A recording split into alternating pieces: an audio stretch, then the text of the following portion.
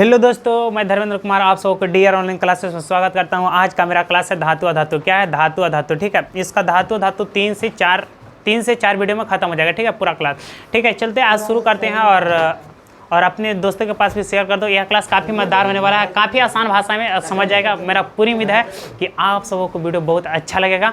चलो हम शुरू करते हैं। वीडियो क्या है? वो धातु अधातु। धातु धातु में किसके बारे में पढ़ना था? तत्व के बारे में पढ़ना है। किसके बारे में पढ़ना था? तत्व के बारे में। किसके बारे में पढ़ना है बाबू? तो तत्व के बारे में पढ़ना है। तो बोलेगा पहला तत्व। लोग बोलते हैं तत्व क्या है? तो तत्व देखो, परमाणुओं से मिलकर के कौन बनता है बाबू? तत्व बनता है। परमाणुओं से मिलकर क्या बनता है बाबू? तत्व बनता है। ठीक है, परमाणुओं से मिलकर क्या बाबू? परमाणुओं से मिलकर परमाणु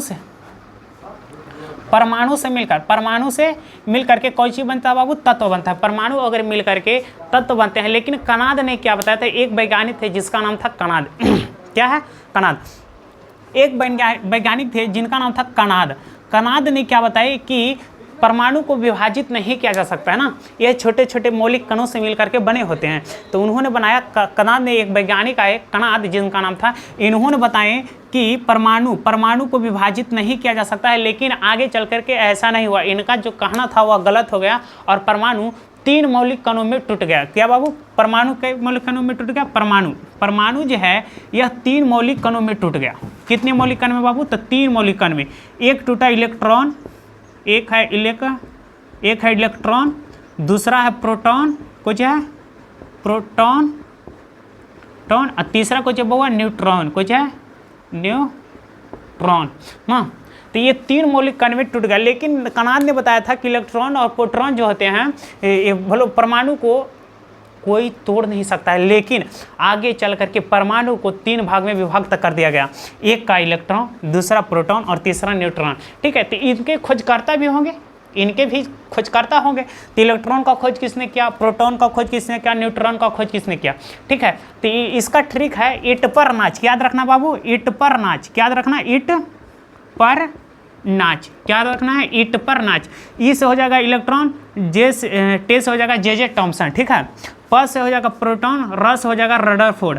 ठीक है, प से कुछ हो जाएगा वो प्रोटॉन और र से कुछ हो जाएगा रदरफोर्ड। ठीक है, न से हो जाएगा न्यूट्रॉन और च से हो जाएगा जेम्स चैडविक। तो इनके खोजकर्ता थे जेम्स चैडविक। बोलेगा इलेक्ट्रॉन का खोजकर्ता कौन है? तो जे थॉमसन। थॉमसन ऐसे लिखा था, जे थॉमसन भी लिख देता है कहीं जे थॉमसन। ठीक है, प्रोटॉन का खोज कौन है बाबू? तो रदरफोर्ड। प्रोटॉन का खोज किसने किया था? तो रदरफोर्ड। और न्यूट्रॉन का खोज किसने किया था बाबू? तो चैडविक। ठीक है, पर से प्रोटॉन, र से रदरफोर्ड, च से न से न्यूट्रॉन और च से चैडविक। ठीक है, ई से इलेक्ट्रॉन और त से जे थॉमसन। ठीक है, तो ये था हमारा ट्रिक। ठीक है, इसको याद करने के लिए तो परमाणु बाबू 3 मौलिक कणों में टूट गया। 3 मौलिक कणों में टूट गया। अब बताओ, यह टूटा होगा तो कुछ ना कुछ इस पर आवेश होगा ना, कुछ न कुछ तो इसका कारण होगा। तो बाबू कुछ कारण था, तो इसमें जो था इलेक्ट्रॉन था, तो इस पर बाबू ऋण आवेशित होता है। इलेक्ट्रॉन क्या होता है बाबू? ऋण आवेशित होता है।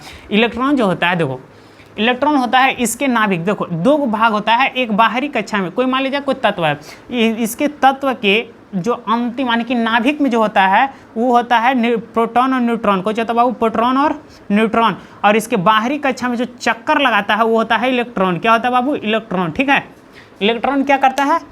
चारों तरफ चक्कर लगाता है। किसका? प्रोटॉन और न्यूट्रॉन का। और प्रोटॉन और न्यूट्रॉन में क्या रहता है? प्रोटॉन और न्यूट्रॉन कहाँ रहता है? तो नाभिक में। पूछा गया क्वेश्चन है कि नाभिक में कौन से मौलिक कण उपस्थित होते हैं? तो माना प्रोटॉन और न्यूट्रॉन। अब बोलेगा परमाणु के चारों ओर चक्कर कौन लगाता है? तो इलेक्ट्रॉन। कौन चक्कर लगाता है बाबू? इलेक्ट्रॉन। ठीक है, तो यहाँ हमको पूरी उम्मीद है समझ में आ गया होगा। यहीं पर जो होता है इलेक्ट्रॉन जो होता है, इलेक्ट्रॉन जो होता है ऋण आवेशित होता है। क्या बाबू? ऋण आवेशित होता है। आवेशित। ठीक है, ऋण आवेशित होता है। और प्रोटॉन जो होता है धन आवेशित होता है। क्या होता है? धन आवेशित। ठीक है, इलेक्ट्रॉन क्या होता है बाबू? इलेक्ट्रॉन जो होता है वह ऋण आवेशित होता है, प्रोटॉन जो होता है वह धन आवेशित होता है। और न्यूट्रॉन पर कोई चार्ज नहीं होता है। क्या होता है? इलेक्ट्रॉन पर कोई चार्ज नहीं होता है। ठीक है, न्यूट्रॉन पर कोई चार्ज नहीं होता है, इलेक्ट्रॉन पर माइनस चार्ज। तो ऐसे याद रखना, इलेक्ट्रॉन पर होता है माइनस चार्ज। इलेक्ट्रॉन पर कोई चीज चार्ज होता है बउआ माइनस चार्ज। और प्रोटॉन पर कोई चीज चार्ज होता है बउआ तो प्लस चार्ज। और न्यूट्रॉन पर कोई चार्ज नहीं होता है, इलेक्ट्रॉन पर कोई भी चार्ज नहीं होता है। ठीक है, याद रखना इसको। इलेक्ट्रॉन पर माइनस चार्ज, प्रोटॉन पर प्लस चार्ज और न्यूट्रॉन पर कोई चार्ज नहीं होता है। यह आवेशहीन होता है। इसको बोलता है आवेशहीन। यह आवेशहीन होता है। हीन होता है, ठीक है, याद रखना। पूछेगा न्यूट्रॉन पर कितना चार्ज होता है तो बोलना आवेशहीन होता है। बोलेगा प्रोटॉन पर कौन सा चार्ज होता है तो प्रोटॉन पर प्लस चार्ज होता है। इलेक्ट्रॉन पर कौन सा चार्ज होता है तो इलेक्ट्रॉन पर माइनस चार्ज होता है, ठीक है। तो यहाँ से ऑब्जेक्टिव बन सकता है, ठीक है, एग्जाम के लिए, ठीक है। तो बोलेगा नाभिक में कौन रहते हैं तो बनाना न्यूट्रॉन और प्रोटॉन, न्यूट्रॉन और प्रोटॉन, यानी कि प्रोटॉन और न्यूट्रॉन, ठीक है। ये जो होते हैं नाभिक में होते हैं, और ये जो होते हैं इलेक्ट्रॉन नाभिक के चारों ओर क्या करते हैं बाबू, चक्कर लगाते हैं, ठीक है। ये क्या करते हैं बाबू, चक्कर लगाते हैं, ठीक है। लेकिन हमारे, ठीक है, इसको मिटाते हैं और ठीक है, लेकिन हमारे वैज्ञानिकों ने टोटल अब तक के टोटल कितने तत्व खोज चुके हैं। तो ऐसे कोई बोलता है, कोई 117 बताता है, कोई 118 बताता है, लेकिन देखा जाएगा तो अगर मोटा मोटी किताब में, अगर आजकल की किताब में देखा जाता है तो 118 तत्व। कितने तत्व बाबू, तत्व पूछेगा टोटल अभी कितने तत्व हैं तो बताना 118। कितने तत्व होते हैं, 118, ठीक है। तो इस 18 तत्वों में कुछ न कुछ भागों में तो बांटा गया होगा, ठीक है। सभी तो धातु नहीं होगा, सब अधातु नहीं होगा, कुछ उपधातु भी होगा, ठीक है। तो इनको 3 भाग में बांटा गया। तत्व को कितने भाग में बांटा गया, 3 भाग में बांटा गया। तो एक होता है बाबू, एक होता है धातु, क्या होता है बाबू, धातु। दूसरा क्या होता है बाबू, अधातु, क्या होता है, अधातु, अधातु। तीसरा क्या होता है बाबू, उपधातु, क्या होता है, उपधातु, उपधातु। तो इसे 3 भाग में बांटा गया, धातु, अधातु और उपधातु। अब बताओ, कुछ धातु होंगे, कुछ अधातु होंगे और कुछ उपधातु होंगे। तो ये तीनों जो मिल करके टोटल कितने तत्व हैं, 118। लेकिन इसमें से देखा जाए तो उपधातु पूछा गया क्वेश्चन है एग्जाम में कि उपधातु की संख्या कितनी है, उपधातु की संख्या कितनी है। तो बताना उपधातु की संख्या लगभग 7 है। कितनी है बाबू, 7 है, ठीक है। लगभग कितना है, 7 है। किताब में भी दिया गया है और कहीं भी खोजेगा तो 7 ही मिलेगा, ठीक है। अधातु की संख्या कितना बताओ। तो अधातु की संख्या जो हमारा वह 22 है। कितना है, लगभग, यह भी किताब में दिया गया है 22 है, ठीक है। तो अधातु की संख्या कितना है, 22 है। अधातु की संख्या 22 और धातु की संख्या 7। तो 22 से 7 कितना हो गया बाबू, 29। और टोटल हमारा कितना है, 118। अब बाकी जितने भी बचे सब कोई चीज बच गए, धातु। तो लमसम इसको कहा जाता है कि 90, 89 या 90, ऐसे कभी कभी कहीं जगह 90 मिल जाएगा, कहीं 89 मिलेगा, कभी 91, कभी 92 मिलेगा, लेकिन याद रखना 90। धातु कितनी है बाबू, 90, ठीक है। ऐसे देखेगा तो 119 होना चाहिए ना, यहाँ 19, क्यों, क्योंकि यह 7 दोनों हो जाएगा ना, तो यहाँ 19 होना चाहिए, ठीक है। 7 दोनों तत्व हो जाएगा ना, तो 119 होना चाहिए। लेकिन हमारे बताया जाता है हमारे ब्रह्मांड में टोटल अभी तक प्राकृतिक में मनुष्य के द्वारा खोजे गए जो तत्व हैं वह टोटल कितने तत्व हैं, 118। जिसमें से अगर देखा जाए तो 90 धातु कहा जाता है। अभी कुछ जांच चल रही है, बहुत सारा धातु तो बहुत सारा खोज दिया गया है, 120, 22, 25, 30 तक पहुँचा दिया गया है। लेकिन सभी का जाँच होता है, क्या वास्तव में यह धातु है या धातु है या उपधातु है, ठीक है। तो उसकी जांच होती है तब पता चलता है, ठीक है। तब मारना धातु के ऐसे 90 होता है और अधातु पूछेगा तब 22, और धातु कितने बाबू, 7 है। कितने बाबू, 7। तो अब बोलेगा तत्व, तत्व क्या है बाबू, तत्व को हम किसके अनुसार दर्शाते हैं, तत्व को हम किससे लिखते हैं। तो बताना तत्व को हम संकेतों के द्वारा दर्शाते हैं। तत्व को किसके द्वारा दर्शाते हैं बाबू, तो तत्व को संकेतों के द्वारा दर्शाते हैं, संकेतों के द्वारा, ठीक है। संकेतों के द्वारा दर्शाते हैं। क्या करते हैं बाबू, दर्शाते हैं, ठीक है, दर्शाते हैं, ठीक है, दर्शाते हैं। किसके द्वारा बाबू, तो संकेतों के द्वारा। संकेत का मतलब क्या होता है, जैसे मान लीजिए हम ले लिए सोडियम, क्या ले लिए बाबू, सोडियम। अब बताओ सोडियम क्या ले लिए, सोडियम क्या ले लिए, सोडियम, ठीक है, सोडियम ले लिए। अब बताओ इसमें क्या होगा बाबू, सोडियम। तो इसका कुछ होगा, सोडियम को Na से लिखते हैं, तो यह यही है संकेत हो गया। यह कुछ हो गया बाबू, संकेत हो गया। जैसे हम ले लिए क्लोरीन, क्या ले लिए, क्लोरीन। अब बताओ क्लोरीन जब हम ले लिए तो इसको क्या चीज़ से लिखते हैं, तो Cl से लिखते हैं। क्या चीज़ से लिखते हैं, Cl से। अब ले लिया हाइड्रोजन, कुछ लिए बाबू, हाइड्रोजन, हाइड्रोजन। अब बताओ हाइड्रोजन को हम लोग कोई चीज़ सूचित करते हैं तो H से सूचित करते हैं। तो यही हमारा संकेत हो गया, ठीक है। और भी ले लेते हैं कार्बन, क्या ले लेते हैं बाबू, कार्बन, ठीक है। तो कार्बन को हम कोई चीज़ लिख सकते हैं, C लिख सकते हैं। तो यह संकेत हो जाता। तो पूछेगा तत्वों को हम किसके, क्या चीज़ यानी कि किससे दर्शाते हैं, तो बोलना संकेतों से दर्शाते हैं। किससे दर्शाते हैं बाबू, तो संकेतों से। संकेत क्या होता है, जो उसका स्पेलिंग का सबसे जो पहला लेटर होता है, 1 या 2, वही संकेत होता है, ठीक है। किसी किसी का अगर 2 होता है ना, तो एक लास्ट वाला ले लिया जाता है, एक बीच वाला, शुरू वाला ले लिया जाता है, ठीक है। ये होता है हमारा तत्व। तत्व को किसके द्वारा दर्शाते हैं, संकेतों के द्वारा। तत्व कितने हैं, 118। बोलेगा धातु कितना है, तो मारना 90। कितना मारना, 90, ठीक है। अगर पूछेगा अधातु कितना है, तो 22। उपधातु कितना है, तो 7। कुछ जिसमें से उपधातु हैं, ठीक है। तो धातु इस सबका बाद में चर्चा करेंगे अभी आगे, ठीक है। जब और भी आगे चलेंगे ना विद्युत धारा के बारे में, इसी में विद्युत धारा, तो इसको बताएंगे, ठीक है। तत्व को जब जैसे मान लिया जाए इसको मिटाते हैं, ठीक है, ठीक है। जब तत्व को जब किसी तत्व को निश्चित अनुपात में मिलाते हैं तो वह क्या बनता है बाबू? अयौगिक। क्या होता है? अयौगिक। जैसे मैं मान लिया जाए, देखो अयौगिक बोलेगा, अयौगिक क्या है? देखो अयौगिक लिखते हैं हम अयौगिक, तो इसको समझना सबसे आसान। जब दो तत्वों को किसी निश्चित अनुपात में अगर हम मिला देते हैं तो उसे क्या बोलते हैं? अयौगिक। जब किसी दो तत्व को किसी निश्चित अनुपात में मिला देते हैं तो उसे क्या बोलेंगे बाबू? अयौगिक। जैसे मैं मान लीजिए हम NaCl बोल दे, कोई बोल दे बाबू NaCl। अब बताओ इसमें सोडियम है और क्लोरीन है ना, तो एक निश्चित अनुपात में मिला है, एक निश्चित अनुपात में मिला होगा तो यह कोई हो जाएगा अयौगिक। क्या हो जाएगा? अयौगिक। अब जैसे मैं लिख दे H2SO4, H2SO4, तो यह भी क्या है बाबू? अयौगिक। जब दो तत्व मिल करके किसी एक यौगिक का निर्माण करता है तो उसको बोलते हैं यौगिक, ठीक है। एक उत्पाद यानी कि एक पदार्थ का, एक तत्व का निर्माण करता है तो उसको कुछ बोलते हैं बाबू? यौगिक बोलते हैं, ठीक है। तो ऐसे अगर जिसमें देखो यौगिक को भी दो भाग में बांटा गया है। यौगिक को कितना भाग में बांटा गया है? दो भाग में, ठीक है। ये पहले समझो यौगिक क्या है बाबू? जब दो तत्व किसी निश्चित अनुपात में आपस में मिलकर एक यौगिक एक क्या बाबू? एक उसी को यौगिक बोलते हैं। एक पद का निर्माण करता है, एक क्या बोलेंगे इसको? एक सोडियम एक निश्चित अनुपात में मिल जाते हैं उसे यौगिक बोलते हैं। तो शॉर्ट में ऐसे बोलना, जब दो तत्व एक निश्चित अनुपात में मिल जाते हैं उसे यौगिक कहते हैं, ठीक है। ये बताना है कुछ क्या? ये सब नहीं पूछेगा, 2 नंबर में नहीं पूछता है, ठीक है। ये सब शॉर्ट में ऑब्जेक्टिव में काम देगा, ठीक है। कहेगा निम्नलिखित में से कौन यौगिक है। अब जैसे में यौगिक पूछे, तुमसे क्या पूछे? निम्नलिखित में से कौन यौगिक है, ठीक है। एक ए में दे देगा H, बी में दे देगा C, सी में दे देगा CO2 और डी में दे देगा Na। अब बताओ निम्नलिखित में से कौन यौगिक है? तो बाबू इसमें से निम्नलिखित में से हाइड्रोजन क्या यौगिक है? नहीं। कार्बन क्या यौगिक है? नहीं। CO2 यह कार्बन और ऑक्सीजन के संयोग से बनाते यह यौगिक है। सोडियम यौगिक है? नहीं। तो जब दो तत्व आपस में मिलकर के किसी निश्चित अनुपात में मिलते हैं उसी को यौगिक बोलते हैं, ठीक है। तो ये हो गया हमारा ऑब्जेक्टिव, करा दिए। इस टाइप से ऑब्जेक्टिव पूछेगा, ठीक है। तो ऑब्जेक्टिव हो गया हमारा, ठीक है, इस टाइप से। देखो यौगिक को कितने भाग में बांटा गया बाबू? तो 2 भाग में बांटा गया। यौगिक को कितने भाग में बांटा गया बाबू? तो 2 भाग में बांटा गया, ठीक है। एक होता है कार्बनिक यौगिक। क्या होता है? कार्बनिक यौगिक।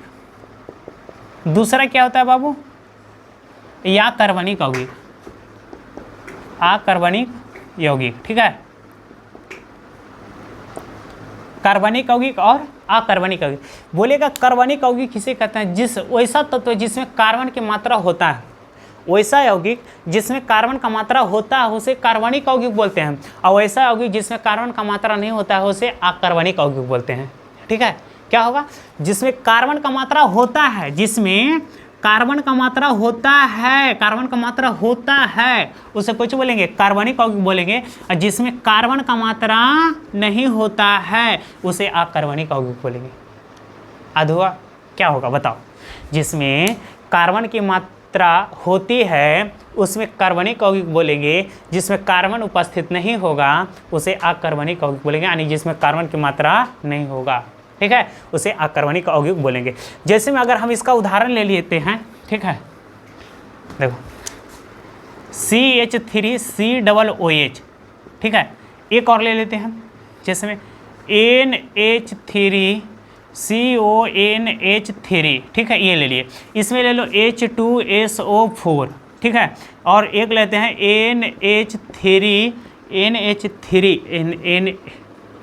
HNO3, मान लिया जाए ले लिए। अब बताओ इसमें देखो और भी लिख सकता है, CO2 लिख दो ना, NaCl लिख दो, ठीक है। तो क्या देखो अब जब देखेगा तो क्या इसमें कार्बन की मात्रा दिख रही है? हाँ भैया कार्बन दिख रहा है, यहाँ पे भी कार्बन दिख रहा है, यहाँ पे भी कार्बन दिख रहा है। जिसमें C यानी कि C दिख जाए तो समझ जाना कि कार्बनिक यौगिक है। जहाँ C दिख जाए, अब बोलिएगा भैया समय C दिखता है, नहीं तो देखो बाबू C दिखने पर नहीं होगा। जिसमें ये देखो कार्बनिक यौगिक हो जाएगा, ठीक है, गलती से लिख दिया, रुक जाओ। ये क्या हो जाएगा? ये सब कार्बनिक यौगिक हो जाता है, ठीक है, क्योंकि C था ना, कार्बन डाइऑक्साइड था, ठीक है, कार्बनिक यौगिक था, ठीक है। तो हमने गलती से लिख दिया था, उसको इधर लिखना चाहिए CO2 और एक था NaCl, NaCl।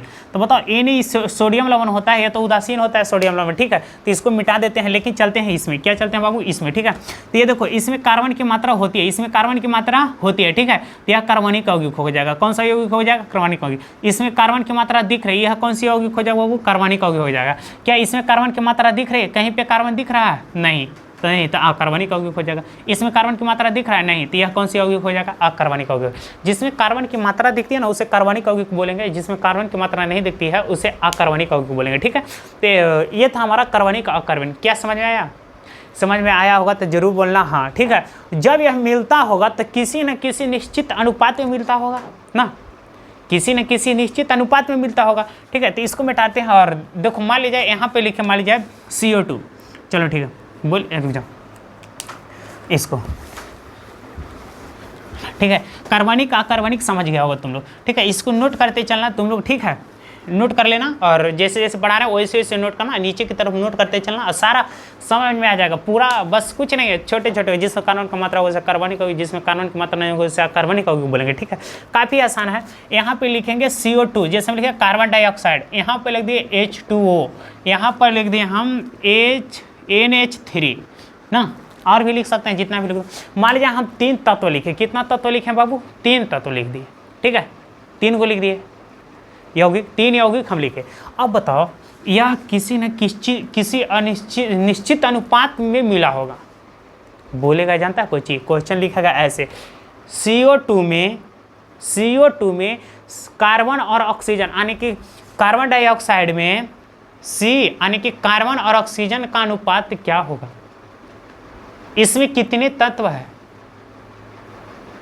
यह कितने परमाणु से मिलकर बना है ना।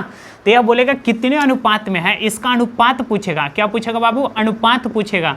दूसरा में जानते हैं क्या पूछेगा, यह मतलब इससे क्या पूछेगा, इससे पूछेगा तत्व, यह इसमें कितने तत्व हैं, क्या है तित। इससे पूछेगा कितने परमाणु से मिलकर के बने हैं, कितने परमाणु से मिलकर के बने हैं, यह 3 को पूछेगा। कौन कौन पूछ सकता है, एक पूछेगा अनुपात, दोनों का अनुपात बता दो, दूसरा पूछेगा तत्व, तीसरा पूछेगा परमाणु। तो क्या बताएंगे बताओ।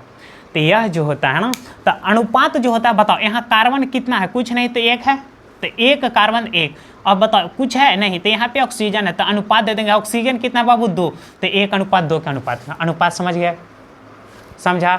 बोलेगा CO2 में कार्बन और ऑक्सीजन का अनुपात क्या होगा, तो 1 अनुपात 2 होगा। इसमें कितने तत्व हैं, कितने तत्व हैं, तो बताओ कितने तत्व हैं, 1 और 1 2, तो इसमें कितने तत्व हो जाएंगे बाबू 2, कितने तत्व हो जाएंगे 2। बोलेगा CO2 में कितने तत्व हैं, तो कितना मारेंगे 2। देखो 1 कार्बन है, 1 ऑक्सीजन है, 2 ही गुना है। पूछेगा कितने परमाणु हैं, तो परमाणु पूछेगा 3 है। कैसे, तो 1 यहाँ है, C1 है और ये 2 है, तो 2 1 क्या हो जाएगा बाबू 3।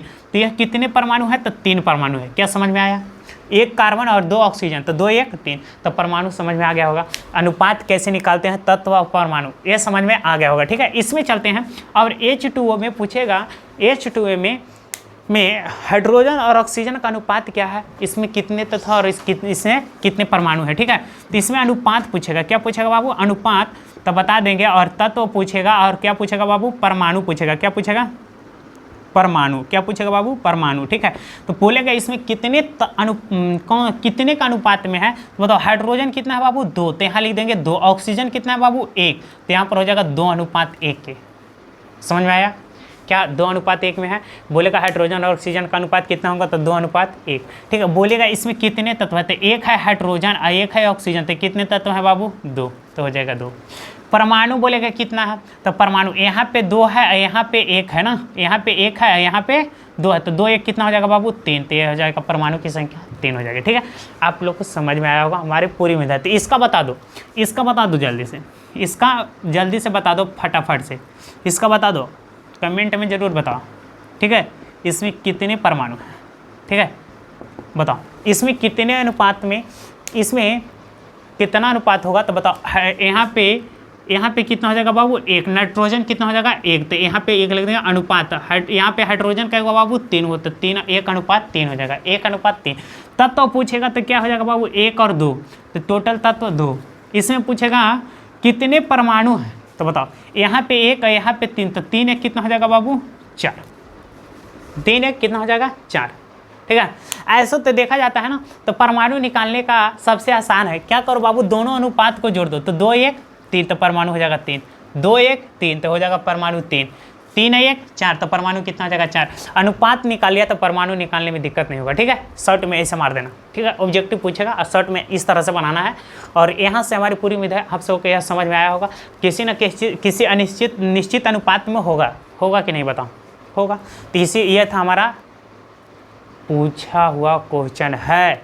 यह क्वेश्चन का हर एक बार यहाँ से ऑब्जेक्टिव देता है, बोल देगा H2O में हाइड्रोजन और ऑक्सीजन का अनुपात कितना है, बताओ। तो क्या बताएंगे, तो 2:1 है, जो ऑप्शन मिलेगा उसको रंग देंगे, ठीक है। बोलेगा H2O में कितने परमाणु हैं, तो कितने हैं बाबू, यहाँ 2 यहाँ 1, तो कितने परमाणु हैं, तो टोटल 3 परमाणु है, ठीक है। तो 3 परमाणु है और ये हमारा हो गया समाप्त। अब चलते हैं यहाँ से मुख्य रूप से, अब धातु अधातु स्टार्ट होता है। और सबसे पहले हम धातु के भौतिक गुण बताएंगे, उसके बाद धातु के बताएंगे भौतिक गुण, उसके बाद बताएंगे उपधातु के बारे में, ठीक है। तो इसको बताते हैं, अगर इसे तो हम बोलते हैं कि कॉपी पेन पढ़ते हो तो साथ में लेकर के पढ़ो और इसको बनाते चलो, ठीक है, साथ ही साथ, ठीक है। तो तुम लोग भी सीख जाओगे, ठीक है। इसको मिटाते हैं।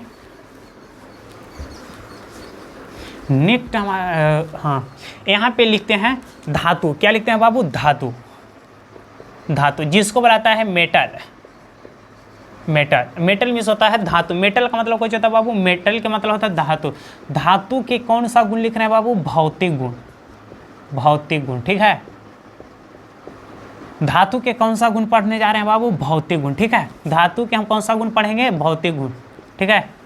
धातु के कौन सा गुण पढ़ रहे हैं हम लोग, भौतिक गुण। अब बताओ, धातु जब होता होगा तो धातु में कोई ना कुछ क्रिया तो होता होगा, कुछ ना कुछ तो जरूर होगा, उसमें गुण जरूर होगा। हाँ, तो धातु कितना बोलेगा ना, धातु पूछेगा धातु क्या है, तो बोलेगा धातु ऐसे तत्व कहते हैं जो अधातु चमकीला विद्युत का सुचालक होता है, धातु कहते हैं। अरे बाबू, ये धातु जो होता है ना, यह मुख्य रूप से उसका परिभाषा नहीं है, इसके गुण होते हैं। धातु के क्या होते हैं, गुण होते हैं, इसका परिभाषा नहीं है। जैसे हम लोग बता देता है जर्मनी के एकीकरण की बधाई क्या थी, लिख देता है ना, इस वैसे नहीं है इसका बस हम लोग गुण के बारे में लिख देते हैं, उसी को हम लोग डेफिनेशन कहते हैं ना, इसका लिख देते हैं, हम बता देते हैं कि धातु हमने लिख दिया, ठीक है। तो धातु जो होता है ना, ये जो होते हैं काफ़ी चमकीले भी होते हैं, ठोस भी होते हैं, घनत्व भी उच्च होता है, इसका गलनांक भी उच्च होता है, इसको पीटने पर ध्वनि भी उत्पन्न होती है, अधातुबद्ध है, इसको तन्यता होता है ना। चलते हैं, इसको सीखते हैं, ठीक है। तो ये जो होता है धातु, यह उष्मा और विद्युत का क्या होता है बाबू, सुचालक होता है। उष्मा और विद्युत का क्या होता है बाबू, उष्मा प्लस विद्युत का क्या होता है बाबू, विद्युत का सुचालक होता है। क्या होता है बाबू, सुचालक होता है ना। पहला गुण क्या है, धातु जितने भी होंगे सब उष्मा और विद्युत के क्या होंगे बाबू, सुचालक होंगे। विद्युत यहाँ से प्रवाहित होती है, उसे धातु बोलते हैं, ठीक है। जैसे भी अगर देखा जाता है तो यह एक ठोस होता है, क्या होता है बाबू, ठोस प्रकृति का होता है ना, यह ठोस प्रकृति का होता है। पूछा गया क्वेश्चन है कि कमरे के ताप पर द्रव अवस्था में कौन सी धातु पाई जाती है, तो द्रव अवस्था में कमरे पर अगर धातु बोलेगा तो मारना पारा, बोलेगा कमरा का ताप कितना होता है, तो कमरा का ताप नहीं पता है रे बबुआ। कमरा का जो ताप होता है, कमरे लिख देते हैं। कमरे का जो ताप होता है लगभग 27 डिग्री होता है। कितना डिग्री, 27 डिग्री सेल्सियस होता है, ठीक है। याद रखना, लगभग कितना होता है बाबू, 27 डिग्री सेल्सियस कमरे का ताप होता है, ठीक है। 27 डिग्री सेल्सियस ये हमारा कमरे का ताप होता है, ठीक है। कमरे का ताप होता है 27 डिग्री सेल्सियस। लेकिन हमको चलते हैं, ठोस होता है, और ये जब ठोस होगा तो इसको तो हम पीट करके कुछ न कुछ तो जरूर बनाएंगे ना, पीट करके जरूर बनाएंगे, ठीक है। तो यह ठोस होता है। पूछेगा कमरे पर द्रव अवस्था में लिख देते हैं शॉर्ट में, द्रव अवस्था में कौन सा धातु पाया जाता है बाबू, तब पारा, कुछ पाया जाता है तब पारा, ठीक है, याद रखना। ठोस अवस्था में, कमरे के द्रव अवस्था में कौन सा धातु पाया जाता है, तब पारा, क्या मारना, पारा, ठीक है। द्रव अवस्था में पारा, ठीक है, द्रव्य अवस्था में पारा, ठीक है। अगला है, इसका और भी है, इसका घनत्व जो होता है उच्च होता है। घनत्व क्या होता है बाबू, उच्च होता है। इसका घनत्व क्या होता है, उच्च। घनत्व का मतलब होता है किसी को गलाने पर देखाएगा तुरंत गल जाएगा, किसी को गलाने पर नहीं गलेगा, ठीक है। देखो धातु जितने भी हैं सभी को गलाने के लिए काफ़ी उच्च उष्मा चाहिए, समझ में आया। धातु को गलाने के लिए हमको उच्च उष्मा चाहिए, तो उसके लिए देखता है जब हम लोग लोहे देखा है, लोहा हाँ, लोहा को जब हम लोग गलाते हैं तो कम से कम 800 डिग्री सेल्सियस तक जब गर्म करते हैं तब यह जाकर के पिघलता है। कौन? लोहा। 800 डिग्री सेल्सियस, सोच लो कितना है, 100 डिग्री सेल्सियस पर पानी खौलने लगता है, सोच लो। तो 800 डिग्री सेल्सियस जब गर्म करते हैं लोहा को, तब जा करके हमारा कौन सी बाबू लोहा पिघलता है। और अगर देखा जाए तो सबसे उच्च गलनांक किसका होता है? तो टंगस्टन का। किसका बाबू? ये है लोहा का। किसका होता है बाबू? लोहा का। ये है टंगस्टन का, टंगस्टन।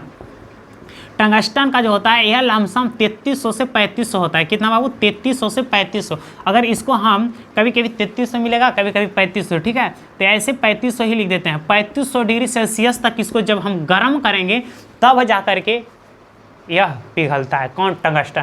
टंगस्टन का मतलब होता है जो 10 रुपये में फिलामेंट वाला तार नहीं होता है, 10 रुपये वाला बल्ब में अंदर में, वही टंगस्टन का बना होता है। पूछा गया क्वेश्चन है, बल्ब का फिलामेंट किस तत्व का बना होता है? तो टंगस्टन का। किसका? टंगस्टन का, ठीक है। ऐसे तो कितना हो जाएगा बाबू? 35 डिग्री सेल्सियस पर यह, ठीक है, गलता है, ठीक है। ये हो गया, ठीक है। घनत्व तो उच्च होता है। इसका गलनांक भी क्या होता है बाबू? गलनांक। इसका गलनांक भी क्या होता है बाबू? काफ़ी उच्च होता है। जब इसको हम हाई गर्मी देंगे तब गलेगा, नहीं अन्यथा नहीं गलेगा, ठीक है। इसलिए गलाने के लिए लोहा को 800 डिग्री सेल्सियस गर्मी देना पड़ता है उसमें, और टंगस्टन को कितना? 3300 से 3500 देना पड़ता है, ठीक है। यह जो होता है आघातवर्ध्यता होता है, आघातवर्धनता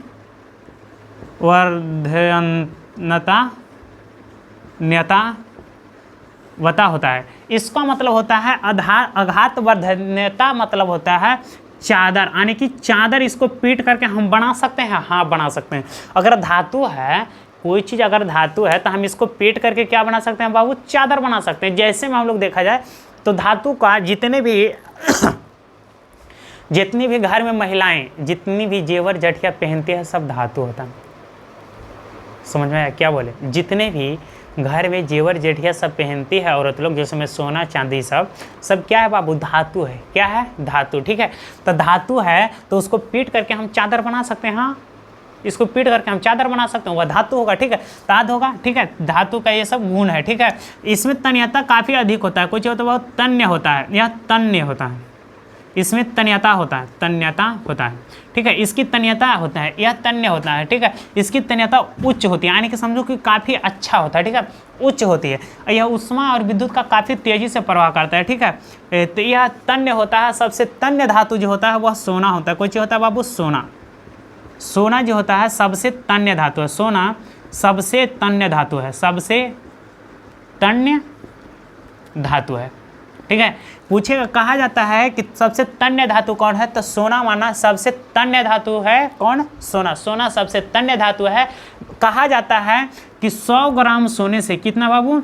100 ग्राम सोने से जीएम लिख देते हैं, 100 ग्राम सोने से 2 किलोमीटर लंबा तार हम खींच सकते हैं। सोच लो, 2 किलोमीटर लंबा तार।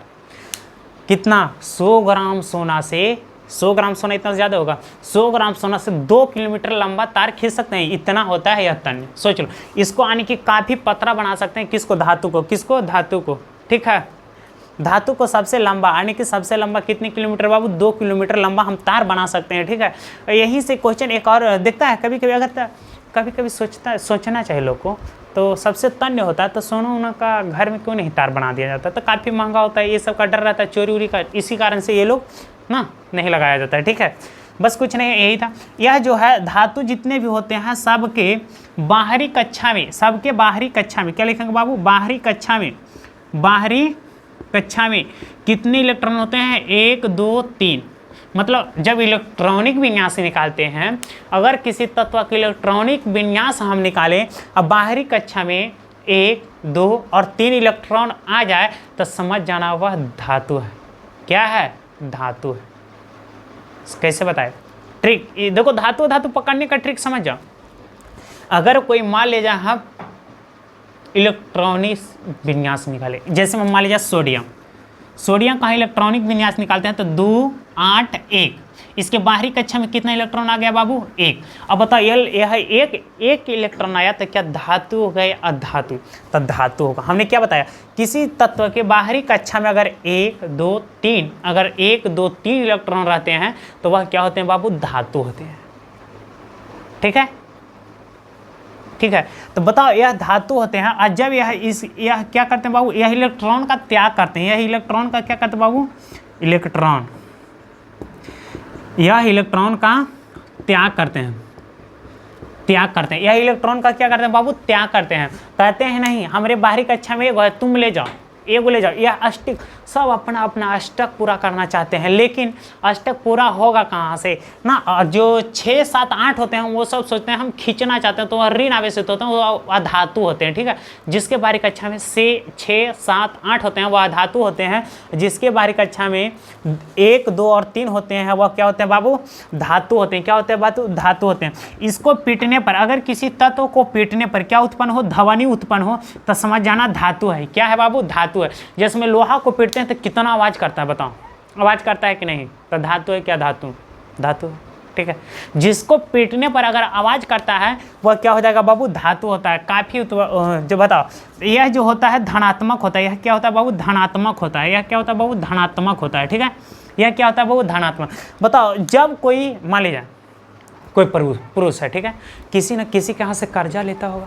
अगर कोई कर्जा लेता है तो वह ऋण आवेशित होता है। जिससे मान लीजिए किसी से कर्जा लिया तो वह ऋण आवेशित होगा। और मान लीजिए कोई जो देगा उसके पास ज़्यादा पैसा तो धन आवेशित होगा। तो मान लीजिए इसके पास ज़्यादा हो रहा है, यह ज़्यादा है, 1, 2, 3 यह ज़्यादा है, ये सोचता है हम दे दें, तो देने के लिए तो यह धनात्मक होगा, और जो लेता है उसे ऋणात्मक होता है। तो बताओ धातु क्या होते हैं बाबू, धनात्मक होते हैं। धातु क्या होते हैं बाबू, धनात्मक होते हैं। ठीक है, धातु क्या होते हैं, धनात्मक होते हैं। ठीक है, चलो इसको यही बहु करते हैं। बोलेगा धातु के भौतिक गुणों को लिखे। धातु के भौतिक गुण क्या बाबू, तो धातु के भौतिक गुण, पहला यह ऊष्मा और विद्युत के क्या होते हैं बाबू, सुचालक होते हैं। धातु क्या होते हैं, ऊष्मा और विद्युत के सुचालक होते हैं।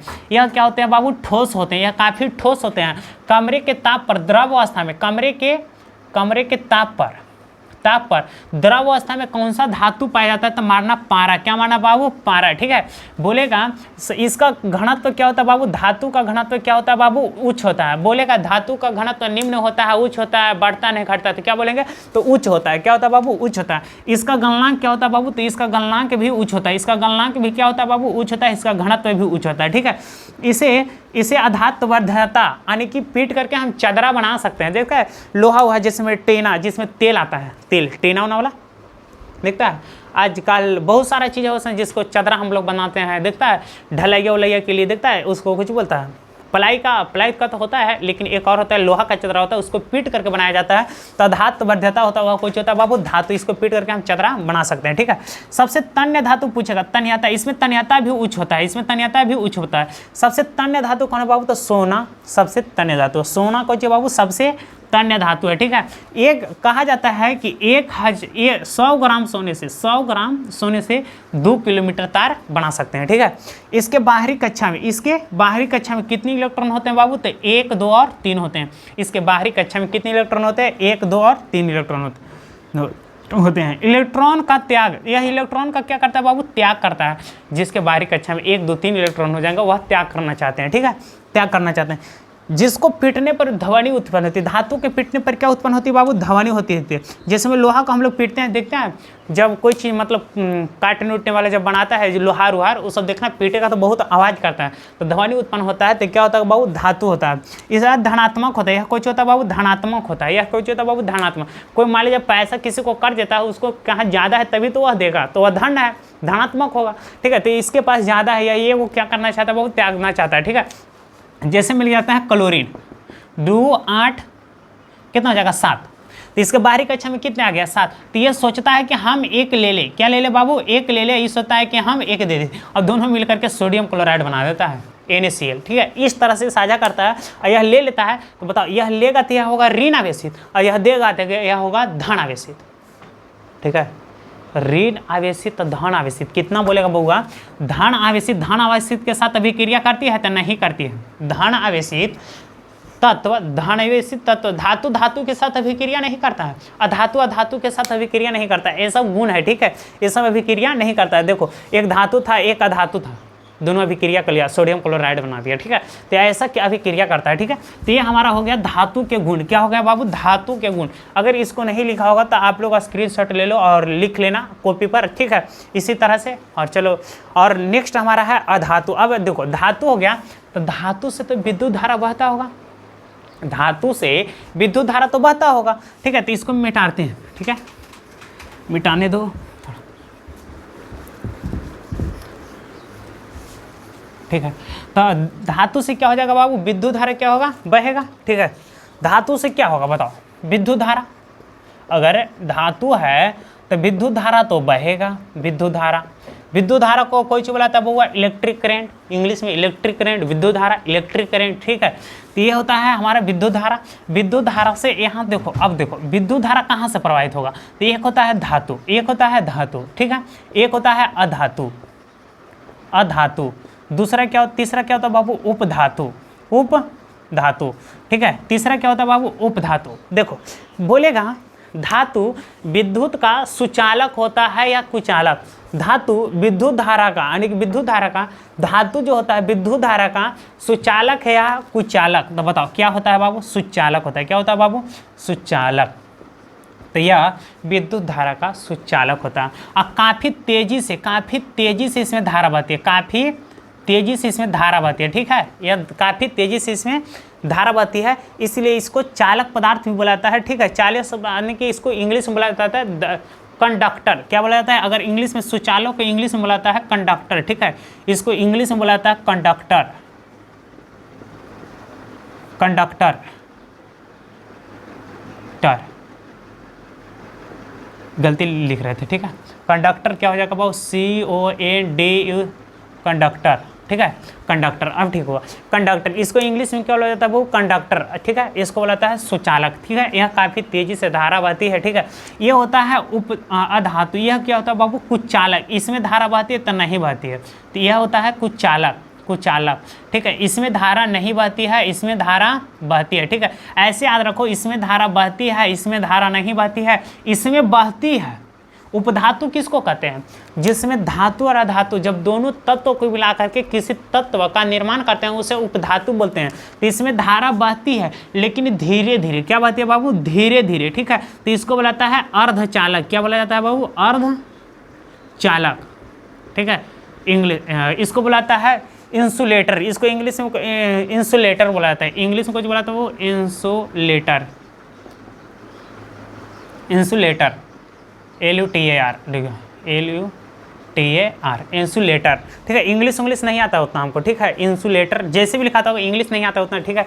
तो अधातु क्या करता है, यह कुचालक होता है, इसको बोलाता है इंग्लिश में इंसुलेटर, इंसुलेटर। और इसको उपधातु होता है, इसको बोलाता है अर्धचालक, इसको बोला जाता है सेमी कंडक्टर। कुछ बोलाता है बाबू, सेमी कंडक्टर, ठीक है। तो इसको लिख देते हैं सेमी कंडक्टर,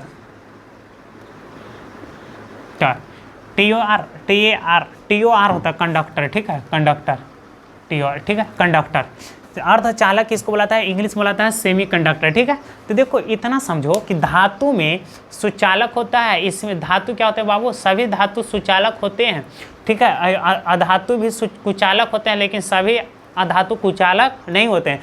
कुछ अधातु हैं जिसमें से करंट प्रवाहित होता है, जैसे में अगर देखा जाए तो ग्रेफाइट। कुछ है बाबू, ग्रेफाइट, ग्रेफाइट का मतलब समझता है ना, हाँ।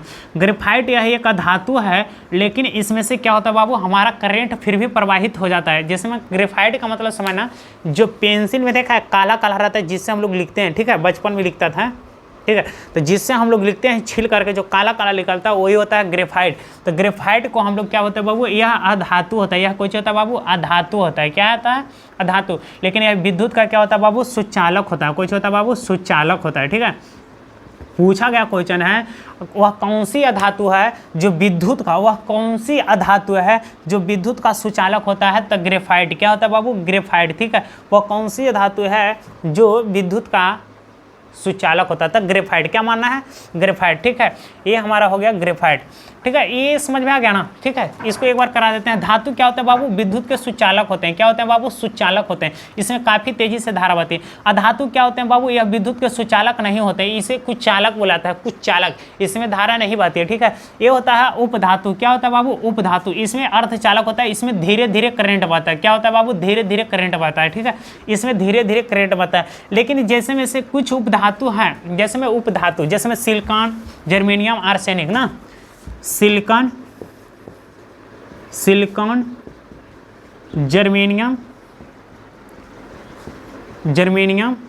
आर्सेनिक, आर्सेनिक, आर्सेनिक कुछ ऐसे उपधातु हैं जो इम्पोर्टेंट है और इसमें धारा मतलब इसमें धारा बहती है, ये प्रमुख है, याद रखना। दे देता है कभी कभी सिलिकॉन धातु या उपधातु, तो माना उपधातु। क्या है बाबू? उपधातु। जर्मेनियम क्या है बाबू? उपधातु। क्या है बाबू? उपधातु। आर्सेनिक क्या है बाबू?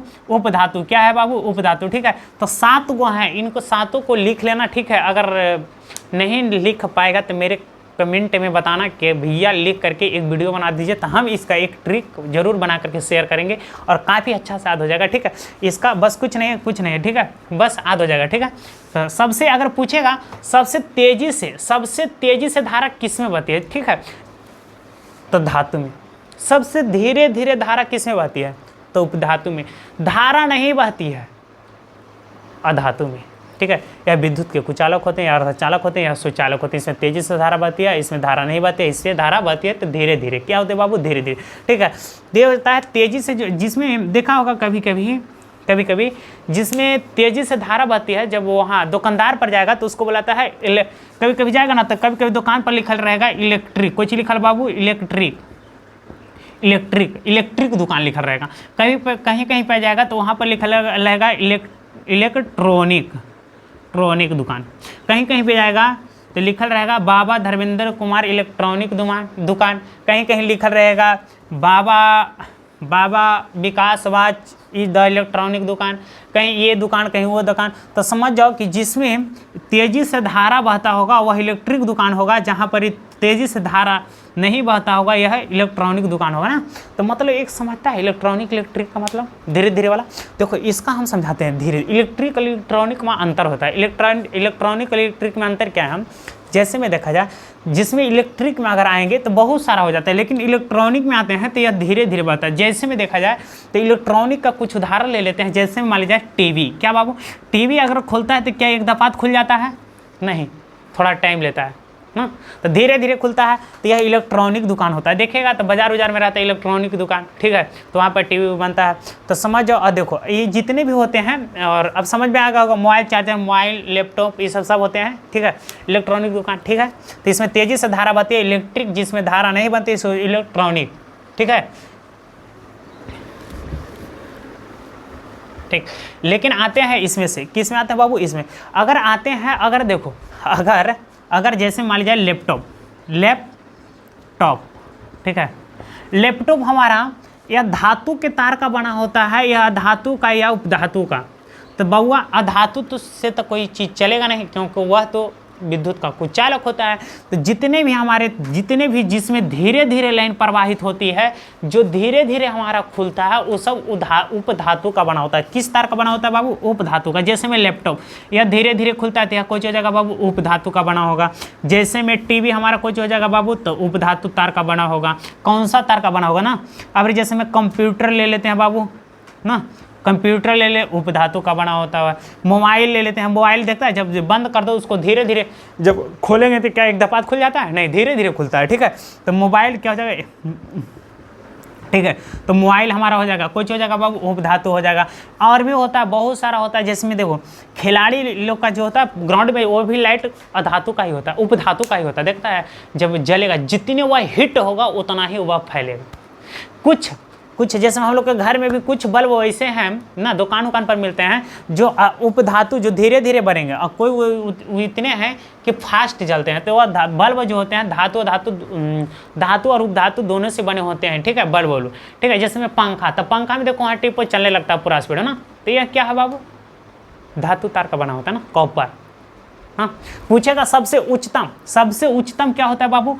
तो AU होता है। कुछ होता है बाबू? AU, शायद AU ना होता है, शायद AU ना। सबसे तेजी से धारा प्रवाहित इसी में होता है शायद ना। इसका बता देंगे जब रासायनिक गुण बताएंगे ना, तो इसको बता देंगे। ठीक है, इसका रासायनिक गुण बता देंगे। ठीक है, गलत बताना ठीक नहीं है। ठीक है, बच्चों के लिए। ठीक, तो ये होता है हमारा, जितने भी होते हैं सब समझ जाओ आप। जितने भी आता है जो धीरे धीरे हमारा खुलता है, जैसे में laptop, LED, CD, laptop, mobile, charger, सब उपधातु तार का बना होता है, धीरे धीरे खुलता है। जितने भी धीरे धीरे खुलेगा वह कोई हो जाएगा बाबू? सब उपधातु होगा। क्या हो जाएगा बाबू? उपधातु होगा। ठीक है, तो इसको मिटाते हैं। यह हमने धातु का धातु के बारे में बता दिया। अब आते हैं अधातु के बारे में। किसके बारे में बाबू? अधातु के बारे में, ठीक है।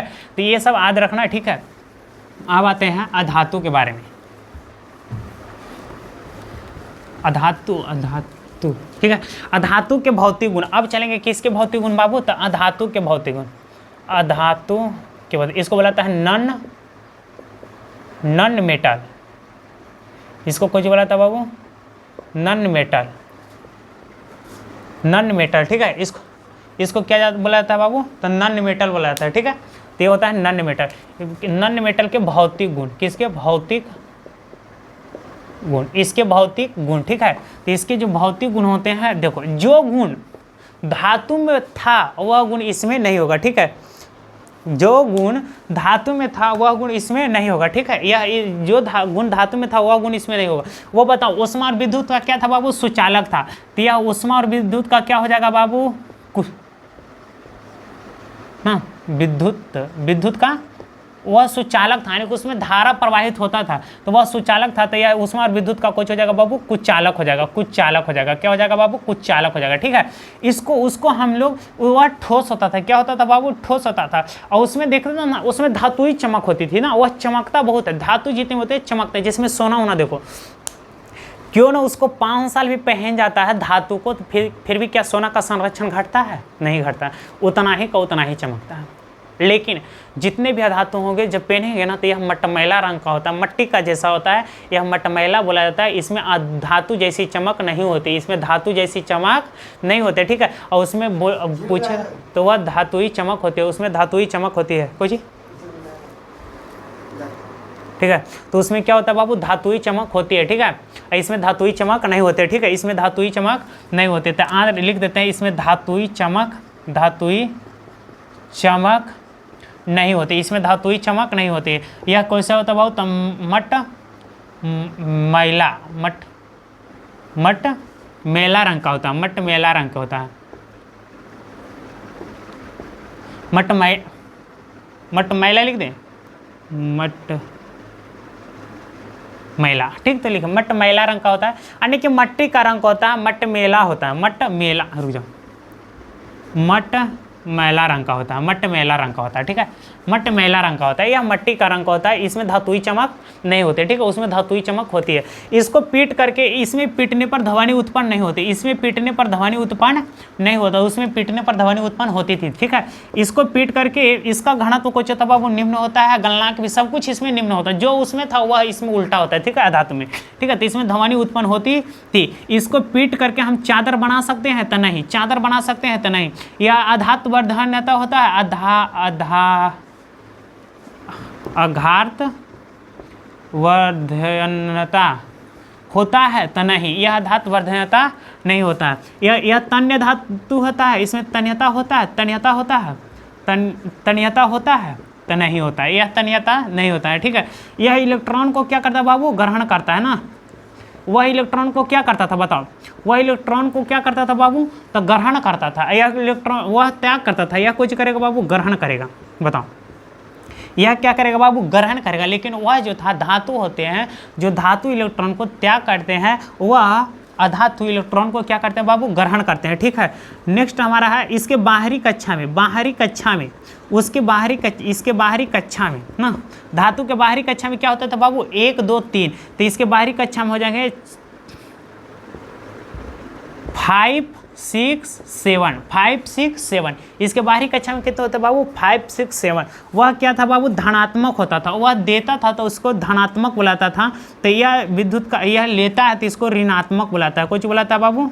ऋणात्मक, ठीक है, ऋणात्मक, इसको ऋणात्मक बुलाता है, ठीक है। यह ऋणात्मक होता है, वह धनात्मक होता था, ठीक है। यही था, उसका उल्टा होता है, बस कुछ नहीं होता है, उसका उल्टा होता है, कुछ नहीं होता, उसका उल्टा होता है। देखो तो क्या होता, उसमें क्या था बाबू? धातु होता है, उसके धातु का भौतिक गुण बताए थे। इसमें धातु का अधातु, ऊष्मा और विद्युत का क्या होता है बाबू? कुचालक होता है। इसमें धातु ही चमक होती है तो नहीं होती है। कैसा रंग का होता है? मटमैला रंग का होता है। यह ध्वनि उत्पन्न होती है तो नहीं होती है। यह इसको अधातु को पीटने पर चादर बना सकते हैं? नहीं बना सकते हैं। यह अधातु वर्धनता होता है तो नहीं होता है। यह तन्यता होता है तो नहीं होता है। इलेक्ट्रॉन का ग्रहण करता है, हाँ, यह इलेक्ट्रॉन को ग्रहण करता है और वह इलेक्ट्रॉन को त्याग करता है। इसके बाहरी कक्षा में 5, 6, 7 इलेक्ट्रॉन होते हैं, ठीक है। यह ऋणात्मक होता है, यह क्या होता है बाबू, ऋणात्मक होता है, ठीक है। तो ये हमारा धातु और अधातु का भौतिक गुण बता दिए। कोई पूछेगा धातु और अधातु में अंतर, तो क्या लिख सकते हो, हाँ लिख सकते हैं। हमने कितना अंतर लिखा है बताओ। पूछेगा धातु और अधातु में अंतर स्पष्ट करें, तो बोलेंगे धातु ऊष्मा और विद्युत का सुचालक होते हैं, और इसमें लिखेंगे अधातु में यह ऊष्मा और विद्युत के उच्चालक होते हैं। बोलेंगे इसमें धातु में यह धातुई चमक होती है, इसमें यह चमकीले होते हैं, और उसमें लिखेंगे यह धातु जैसी चमक नहीं होती है, इसे धातुई जैसी चमक नहीं होती है, ठीक है। उसको पीटने पर चादर बना सकते हैं, अधातु को पीटने पर चादर नहीं बना सकते हैं। इसको धातु को पीटने पर एक ध्वनि उत्पन्न होती है, इसको पीटने पर एक ध्वनि उत्पन्न नहीं होती है। फिर बहुत सारा है बाबू, जितना है सारा वह धन आवेशित होता है या ऋण आवेशित होता है। इसके बाहरी कक्षा में 5, 6, 7 इलेक्ट्रॉन होते हैं, उसके बाहरी कक्षा में 1, 2 और 3 इलेक्ट्रॉन होते हैं, ठीक है। तो ये हमारा भौतिक और धातु और अधातु का था, ठीक है। तो अब इसके आगे चलते हैं और इसको मिटाते हैं। अगर स्क्रीनशॉट नहीं लेना चाहते तो ले लेना, ठीक है। तो आगे चलते हैं, इसके धातु और अधातु को हमने हूबहू करा दिया, ठीक है, ठीक है। और जो भी होता है देखो, पूछेगा कौन सा, बॉक्स लेके चलो उसको करे, ठीक है। कौन सा बोलेगा, कौन सा अधातु, ठीक है। बोलेगा कौन सा अधातु सबसे चमकीला होता है, सबसे चमकीला होता है, तो माना आयोडीन। क्या माना बाबू, आयोडीन, ठीक है। यह बाबू सबसे चमकीला होता है। कौन सी होता है, कौन सा अधातु सबसे चमकीला होता है, सबसे ज़्यादा चमकीला होता है आयोडीन। यह एक जो होता है, यह विद्युत का सुचालक होता है। कहते बाबू सुचालक होता है। कौन सा धातु जो है विद्युत का सुचालक होता है। क्या होता है बाबू, सुचालक होता है। ये होता है बाबू, क्या होता है, ग्रेफाइट। क्या होता है बाबू, ग्रेफाइट, ठीक है। तो हमने इसको बता दिया पहले, ये होता है ग्रेफाइट, ठीक है, ये होता है ग्रेफाइट, ठीक है। तो और इसमें होगा बहुत सारा, जो भी होगा आप समझ जाओ। बस इसको क्या है, कुछ नहीं, इसमें है इलेक्ट्रॉन, नहीं कुछ नहीं है। तो और होगा तो एक टॉपिक, अब इसका कम से कम 3 से 4 पार्ट आएगा, और इसको हम पूर्ण तरह से पढ़ा देंगे। और देखते हैं और एक टॉपिक है तो क्या नहीं। तो ये हो गया हमारा धातु धातु खत्म, ठीक है। धातु धातु अभी पढ़ा चुके हैं, लेकिन कभी कभी लेकिन धातु कमरे के ताप पर द्रव अवस्था में क्या होता था बाबू, तब पारा। इसमें तो होता है कमरे के ताप पर, हाँ, कमरे के ताप पर कौन सा धातु होता है, तो ब्रोमीन। क्या माना है बाबू, ब्रोमीन, ठीक है, ब्रोमीन, ठीक है, ब्रोमीन। तो ये था हमारा कौन सा गुण था धातु का। सबसे बोलेगा कौन सा धातु सबसे चमकीला होता है, तो आयोडीन। कौन सा धातु सब विद्युत का सुचालक होता है, तो ग्रेफाइट। कौन सा धातु कमरे के ताप पर होता है, तो ब्रोमीन। क्या मारेंगे बाबू, ब्रोमीन, ठीक है। एक होता है उपधातु। उपधातु के बारे में आप आते हैं, उपधातु के बारे में। तो उपधातु को हम लोग बुलाता है अर्धचालक। क्या बोले जाते हैं बाबू, अर्धचालक, ठीक है।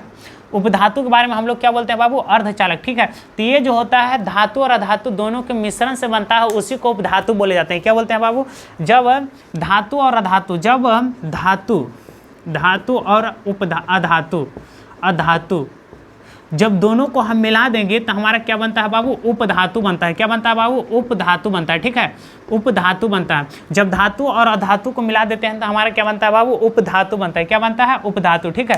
तो ये उपधातु बनता है, कुछ रे, हाँ ठीक। तो ये उपधातु होते हैं। इसके कहते हैं ना धीरे धीरे पास होता है। इसमें करंट क्या होता है बाबू, धीरे धीरे पास होता है। इसमें करंट क्या होता है बाबू, धीरे धीरे पास होते हैं, ठीक है। इसके बाहरी कक्षा में ना, इसमें क्या होते हैं बाबू, धीरे धीरे करंट, धीरे धीरे क्या होता है बाबू, धीरे धीरे करंट प्रवाहित होते हैं। हमारे करंट मतलब विद्युत धारा, विद्युत धारा ना, विद्युत धारा। जैसे में टीवी हो गया, विद्युत धारा, ठीक है। जैसे में अगर लिखा जाए, इसमें धीरे धीरे प्रवाहित होते हैं। जैसे में टीवी, लैपटॉप ना, लैपटॉप, मोबाइल, बहुत सारा होता है, ठीक है, मोबाइल, ठीक है। तो ये सब हो जाएगा विद्युत धारा। इसमें उपधातु के तार से बने होते हैं, ठीक है, ये सब इलेक्ट्रॉनिक सामान। इस धारा, विद्युत धारा धीरे धीरे बहता है। इसके जो बाहरी कक्षा में, इसके बाहरी कक्षा में कितने इलेक्ट्रॉन होते हैं, तो बाहरी कक्षा में जो इसके इलेक्ट्रॉन होते हैं वह 4 इलेक्ट्रॉन होते हैं। कितने इलेक्ट्रॉन होते हैं बाबू, 4 इलेक्ट्रॉन होते हैं। बताओ धातु के बाहरी कक्षा में कितने इलेक्ट्रॉन होते हैं, 1, 2 और 3। अधातु के कितने होते हैं बाबू, तो धातु के होते हैं 5, 6 और 7।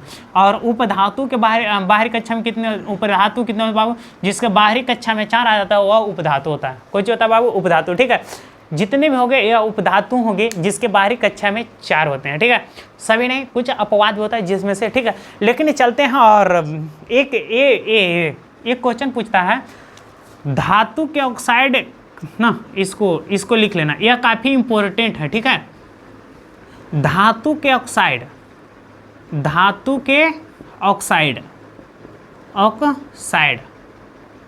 धातु के ऑक्साइड क्या होते हैं? तो बाबू धातु के ऑक्साइड क्षारीय होते हैं, अम्लीय होते हैं, उदासीन होते हैं, या इनमें से कोई नहीं। तो धातु के ये ऑक्साइड होते हैं वो होते हैं क्षारीय। क्या होते हैं बाबू? क्षारीय। क्या होते हैं बाबू? क्षारीय।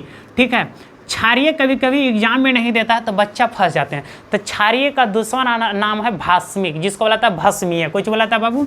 भस्मीय। ठीक है, भस्मीय। ठीक है, भास्मिक। एक होता है अधातु, एक होता है अधातु। अधातु